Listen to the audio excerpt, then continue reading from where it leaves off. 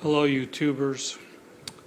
I just got this MEC Sizemaster 12 gauge reloading press and installed it tonight. And I haven't really done any reloading with it. I previously had a Lee Load-All 2, and I haven't used it for reloading shotgun shells yet, but what I didn't like about the Lee is that there really is no easy way to empty the bins for the shot and the powder when you're done reloading without spilling everything all over. The bottles and everything don't come off. And my wife uses this for punching out the primers on shells and crimping them, and she makes these Christmas light strands, which are really nice, and this little loader really helps her do it. She could do it, of course, with the MEC, which is much more sophisticated equipment, but works the same way. Anyhow, I was trying to install this following all the instructions, and the instructions are so-so, but the first thing is, if you're using a reloading table like the one I'm using, which is the classic Harbor Freight cheapy but solid and works very well table, and believe it or not, I have 3 reloaders set up on this Lee Load-All 2, the MEC, and a Lee turret set up on the end. So you know, it's pretty stable, and it doesn't move around, and it drills out real nicely. The first thing I thought of, though, was I wanted to put the MEC loader back further. I didn't want it right near the edge because I wanted to have some room to work in front of it. But then I discovered something very simple, and this is the nice thing about the MEC that the Lee doesn't do. When you want to empty your powder bottles and your charge bottles, you tilt everything back and you can empty everything, right?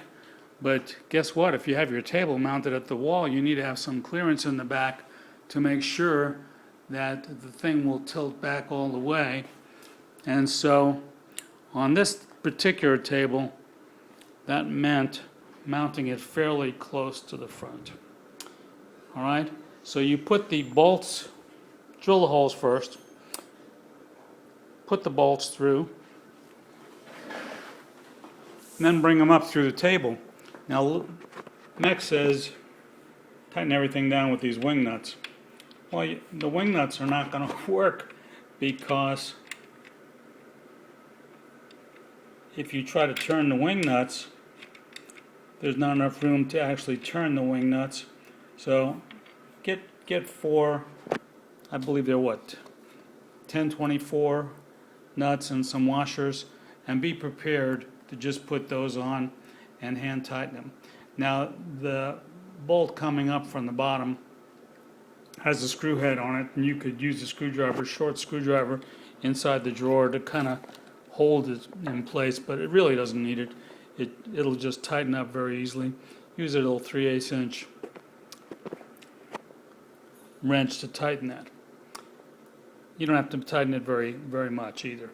So that's first thing that I found that really was not mentioned, because you're not going to tighten this in place with wing nuts unless you can get to the bottom and hold the wing nuts still and then tighten the screw from underneath. The second thing I noticed in just installing things was this little plastic cap in the deprimer spot. You can't lower the press unless you remove that. So just plan on removing that before you reload. The next thing I noticed was that the pre-crimp was not mounted. They give 2 pre-crimps, a 6 and an 8 star. It was in the bottom of the box. So look on the bottom of the box and see, make sure you can find it. The next thing, just as a little clue, is when you do your charge bar, you've got to take that little nut out every time to change your charge bar. And I use a 11 millimeter nut driver for that, just so you know what size you need. An 11 millimeter nut driver will handle that and fits in there just perfectly. So don't try to do it with an American one, you'll scratch everything up and ruin it. Just do it with an 11 millimeter nut driver. Mounting the primer tray was no big deal. Just follow the instructions. It seems to work the way they said. I haven't put any primers in yet. Just realize that the primer tray does not operate and will not feed a primer unless you have a shell in the last station, so that when you lower the press, it will then, well, first I've got to take my little plastic device out of the primer protection. Once you lower the press, it then allows the primer feed mechanism to work, but only if there's a shell in the last station. You've got to have a shell last station. Primer will feed and come right into this spot right here ready to go. So that's the other issue. The other thing that I did was I bought a funnel. Figure, well, it's going to be a lot easier to load stuff in if I have a funnel, right? So the funnel fits on top of this device, the bottle, and you've got to of course take the little red caps out of the top of the bottle. Now here, you put your funnel in here, you've already had your lead removed, and you pour your shot, right? Okay. How do you get the funnel on the powder charge? You can't. So the only way you're going to get any powder into the powder charge bottle is you're going to have to take the bottle off, or I guess the easiest thing to do would be to first fill the powder jar, and then after the powder jar is filled, put the lead jar on top, and then fill the lead shot jar. And that's really, I guess, what you're going to need to do, because since they're different heights, that's the plan for that. Powder first before you screw your lead in. Final thing is, you know, this thing works on the process of having a lot of bushings for the charge bar. I bought a universal charge bar device, and I haven't installed it yet, and I'm still working with the company because the calibration scale on the veneer is not in place, and we'll see how they respond to that.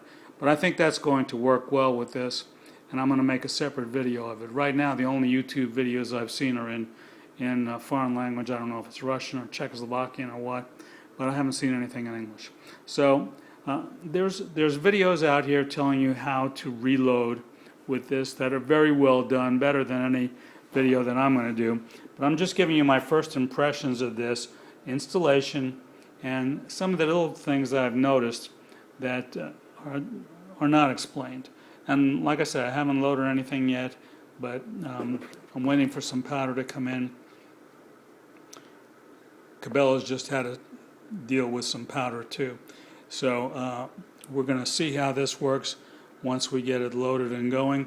And just remember, don't put your lead reloading bar on first. Fill your powder bar and then put your lead on and load that, and use a funnel so you don't spill it all over the place.